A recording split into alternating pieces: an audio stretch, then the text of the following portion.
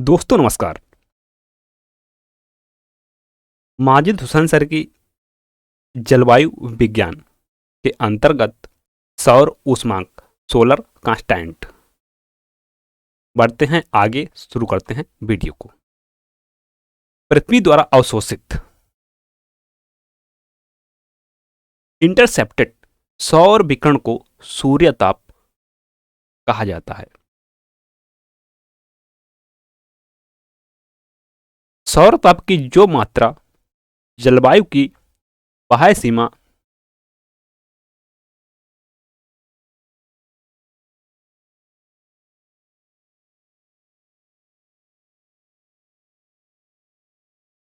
480 kilometre पर पहुंचती है वह सौर ऊष्मांक कहलाती है। सौर ऊष्मांक का औसत मूल्य 1.968 कैलोरी प्रति वर्ग सेंटीमीटर प्रति मिनट होता है। 1 कैलोरी ऊष्मा 1 ग्राम जल को 1 कैलोरी ऊष्मा 1 कैलोरी ऊष्मा 1 ग्राम जल को 15 डिग्री सेल्सियस पर तापमान को 1 डिग्री तापमान में वृद्धि होती है। कैलोरी ऊर्जा की वह मात्रा होती है कैलोरी ऊर्जा की वह मात्रा होती है जिसकी आवश्यकता 1 ग्राम जल के तापमान 15 डिग्री सेल्सियस पर को 1 डिग्री सेल्सियस ऊपर उठाने के लिए होती है।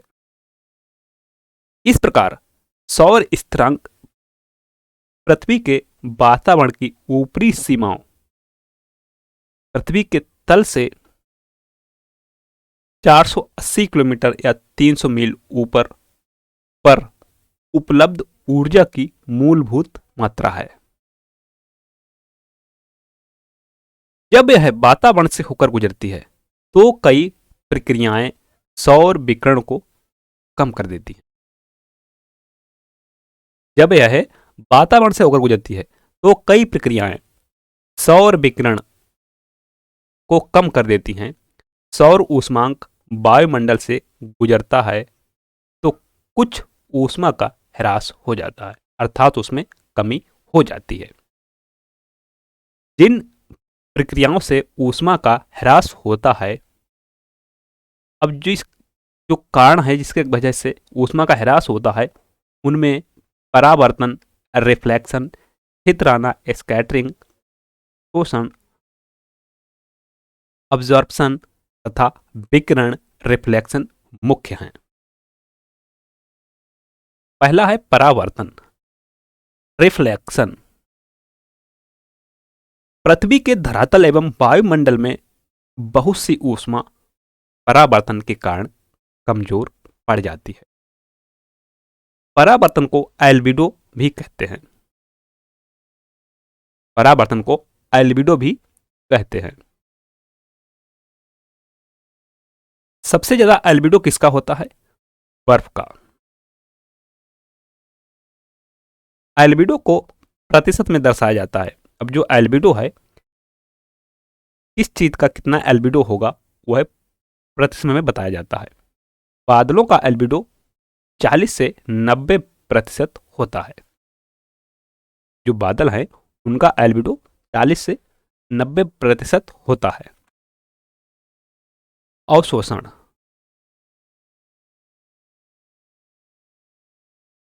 इस प्रक्रिया के द्वारा सौर प्रकाश ऊष्मा में बदल जाता है।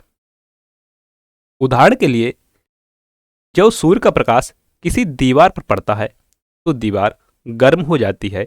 इसी प्रक्रिया से प्रकाश को ऊष्मा में बदल देती है। जब यह वातावरण से होकर गुजरती है तो प्रतिबिंब, छितराव एवं अवशोषण किरण पुंज को कम कर देती है। प्रसारण या संचारण, ट्रांसमिशन। जब यह वातावरण से होकर गुजरती है तो प्रतिबिंब, छितराव या अवशोषण किरण पुंज को कम कर देती है। छितराना, स्कैटरिंग, वायुमंडल में हरी गैस के कणों से टकराकर छितरा जाती है, जिससे कुछ ऊष्मा का ह्रास हो जाता है।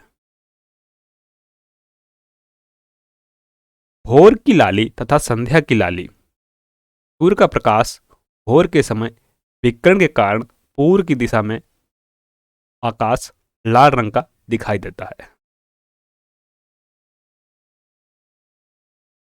भोर की लाली या संध्या की लाली,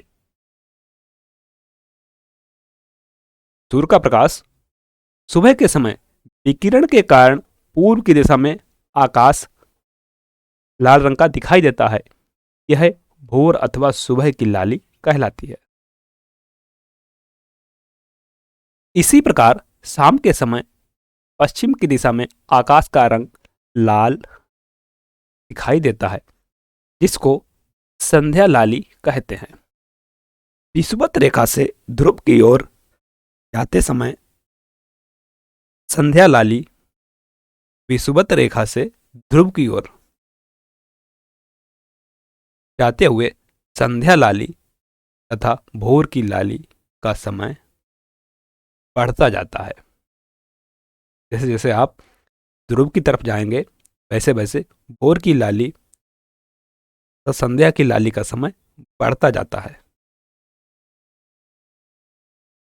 विषुवत रेखा पर सूर्य की किरणें प्रायः लंबवत सीधी पड़ती हैं। विषुवत रेखा है उसकी सूर्य किरणें प्रायः लंबवत पड़ती हैं। विषुवत रेखीय प्रदेश में संध्या लाली का समय 30 मिनट से लेकर 45 मिनट होता है।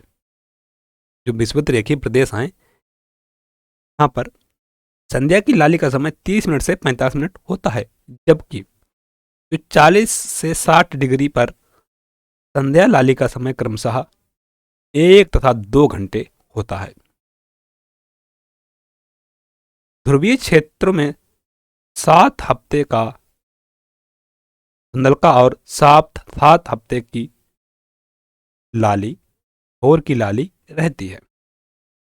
इन क्षेत्रों में शीत ऋतु में 2.5 महीने की रात तथा ग्रीष्म काल में 2.5 महीने का दिन होता है।